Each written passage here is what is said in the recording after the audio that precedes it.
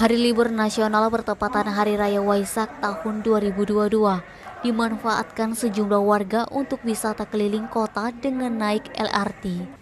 PT KAI mencatat ada 1.200 penumpang yang menggunakan moda transportasi ini sejak pukul 6.00 waktu Indonesia Barat hingga 15.00 waktu Indonesia Barat, Senin 16 Mei.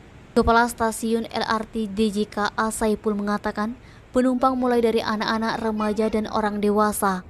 Libur nasional atau akhir pekan Sabtu Minggu, penumpang LRT lebih banyak warga luar Palembang.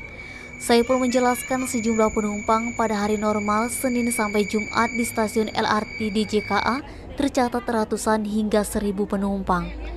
Weekend Sabtu sampai Minggu tercatat 1.000 lebih penumpang, sekitar 1.500 bahkan hampir 2.000 penumpang. Salah satu penumpang LRT dengan tujuan ke stasiun DJKA, Rinda, menuturkan dirinya sengaja naik LRT untuk mengisi hari libur dengan mengajak anaknya untuk menikmati suasana kota Palembang.